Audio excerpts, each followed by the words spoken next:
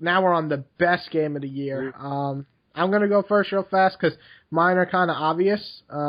Actually, one's not so obvious. I feel like one that people just forgot about. My honorable mention is South Park. Oh. This game was fucking funny. It's easily the funniest game I played in my life. I mean, the shit that this game was able to put out. I mean, there's a part when you're in a fucking abortion clinic. Jesus. I couldn't stop laughing. I felt bad, and then I laughed. Well, it was just... The audio logs make me laugh every fucking time. Audio logs? Yeah, where he's just like, I don't know why I'm recording this audio log. I guess I'll keep doing it. Yeah, it's kind of like this game made fun of so many video games and did it so well, but it also made fun of so many other things outside of video game, like every medium, like TV shows, movies, games, books, everything. It was just perfect in terms of being funny. It's perfect because the game made me want to go watch new episodes of South Park, and that's not something I really want to do. Right. But I wanted to go watch the old episodes because this is what South Park was when I was growing up at 8 years old or whatever it first came out, and it was just too funny. So, and the combat was really fun. I really liked the RPG element. So, as far as the game goes, that was one that really was really, really good. And my absolute favorite game of the year, and believe it or not, well, it's kind of easy. Shadow of Mordor. Yeah. Nice. Yes. It was just so fucking good, brutal. It almost was on my most surprising because I expected good and got fucking amazing. Yeah. But I can't even. I guess my other honorable mention is Dragon Age, for obvious reasons. But Shadow of Mordor was just brutal. The stealth was nice and it was really fine-tuned and better than any Assassin's Creed game. And my favorite thing is the Nemesis system, which is, in my opinion, the first next-gen thing I've seen. I've never seen a game that had this type of system where the AI will literally remember you, little things you do, and come back with like the certain scars. Like if you burn one of them with like a barrel of fire, he'll come back with literally sheets over his face and stuff because he was burned. Versus if you chopped off his or you stabbed him in his face, he'll come back with like either a scar on his eye where you stabbed him, or like little cuts along his throat. Nice. Congrats, good job. Now, I'll go last, so go. Okay. All right. So I have a couple games on my list.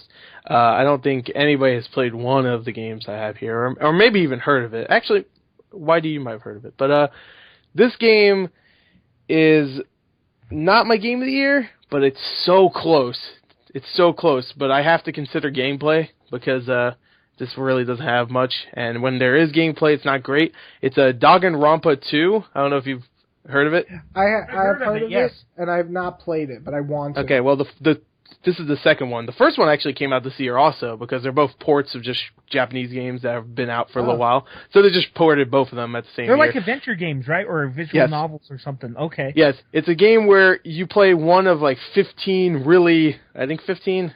I could be wrong, it's been a little while. But, I'm not good with numbers. But you play one of like a dozen or so really, really like advanced high school students, and you get thrown into this school that is actually all about you having to kill one another, and you actually start to like develop friendships, and of course some of them die off here and there. It's really, really good when it comes to story. It's probably my favorite story of the year, easily, actually. But when it gets to gameplay, it's a little light, and what's there isn't great. The gameplay, is it, because I didn't really like Nine Doors, whatever. Yeah, you're not going to like it. It's the same developer. You're not going to like it. But is the gameplay the same? Because I love the story of that game. I just couldn't get into the gameplay. Actually, there's more gameplay in... Actually, no. 9 Hours and 9 Person 9 Doors had to, like, you had to escape the room. It was like all puzzles, and I just wasn't about that. But if it's more talking, making decisions, like going places, I love that. Well, there's a sequel to 9 Doors, 9 Days. Or Zero Escape? Yeah, Zero Escape. Yeah. Okay. Which was better. So I got through that one. That was almost my game of the year for that year. Yeah, the stories are excellent. Those guys are great at stories, but some of the fucking gameplay drives me nuts. Yeah, the gameplay here is, do you like the Phoenix Wright games? Yeah, I love it. It's very similar to that, where you actually have to figure out, like, you have to use people's statements that they said before to create holes in their testimony and stuff. Oh, shit, yeah. It's pretty much like that. But the thing is at times it tries to do this thing where it's, like, really quick.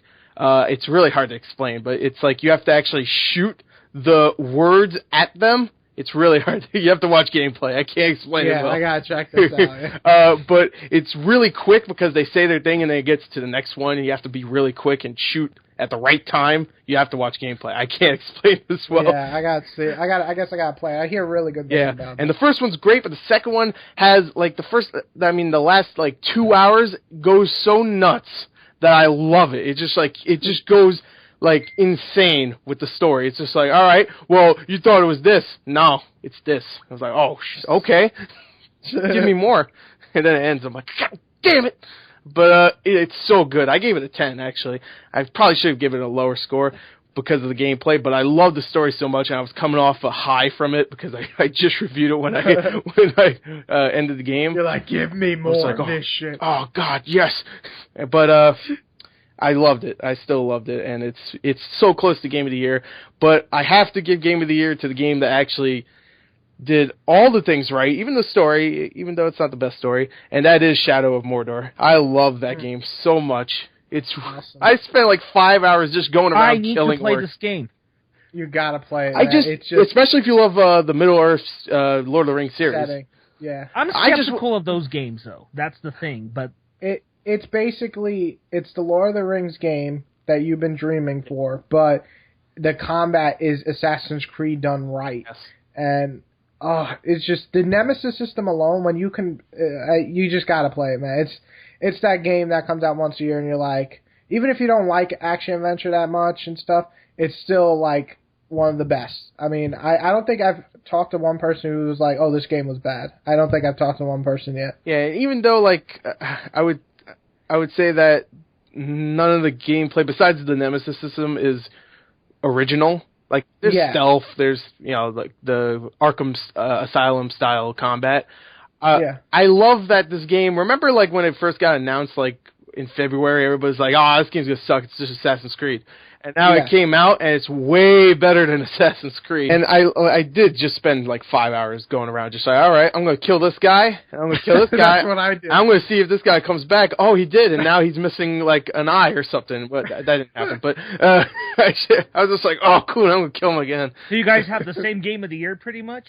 Yeah, pretty much. Mine might change in the next couple weeks, but I don't think so. What are you playing? I still have to play Dragon Age more. Like, I'm only 10 hours in, which is it won't change. It won't change. Yeah, I don't think so either. Because I love Dragon Age 2. I know a lot of people don't. I love it too. Yeah. I love all of them. It's just this one, while it was amazing, it's just way too much shit that you kind of get bored at like 45 hours. Yeah, and the only other game that I was really looking forward to was Halo, and that it's good now, but Yeah, it only took 2 months to work. But now it's good. Just 2 months, whatever. It's okay now. But anyway, Middle-earth is great. Yeah, I heard there's actually no Nemesis system. And the frame rate is awful. Oh, good. I'm not playing that PS4 one. for me then. Yes. PS4 version is the best version, actually. Yeah, or the PC. Or the PC. Yes. Okay. There you go. So. All right, Magus, what's yours? Okay. I'm actually interested because I don't think it's going to be the same. No, it's not. My honorable mention is Dragon Age. Sonic Boom. Sonic Boom. Sonic Boom. Followed by the Walking Dead episode, season 2. No, it's what it really is. It is Dragon Age is my honorable mention. Okay. Yeah, I loved it, but there's one game that and I mentioned this game already, and I have to mention it. It's my game of the year is Final Fantasy XIV. Oh, okay. Because that game, look, I hate MMOs. I am not a fan of MMOs, but that game has completely consumed me. I have probably spent hundreds of hours on that fucking game. Yeah. That's fair. Yeah. I mean, I've heard it's really that's good. what you want from a game of the year. Yeah. Is to almost change your view of it, or view of that genre, and which actually, that's what it did for you. Yeah, and I mean, fuck, it has everything. It has a goddamn good story. Yes. Yeah. It has an excellent story that just, that keeps in the tradition of Final Fantasy. Really good music. That was one of the big things I picked up on. And the graphics are great. Mm-hmm. They're great for an MMO. And the game, to level up, it's not grind heavy because there's so many activities you can do. It's an amazing game. So. All right. So that's pretty much it. Yep, so that's our game of the year. We actually agree on something. Yes. Besides Sonic Boom being the evident piece of shit game. And How to Train Your Dragon 2 sucks. Yeah. Don't play that. And just please break every disc of Destiny you find. Wow. But don't break mine. Jesus. Don't break mine. Don't break it. For great games, I sold mine. We have Shadow of Mordor. We have these. What was that one that you mentioned? Danganronpa.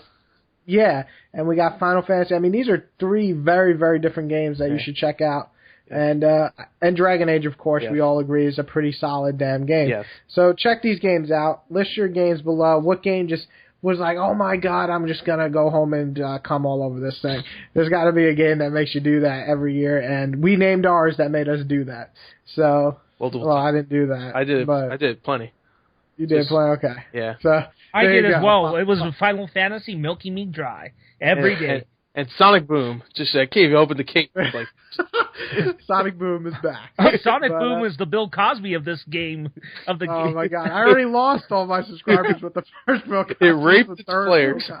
Yeah. Oh my god! I feel violated from. It's as bad as Alien Colonial Marines did to me in 2013. So that is the worst game of last year. Oh, that is one of the worst games ever played. But we'll talk about that in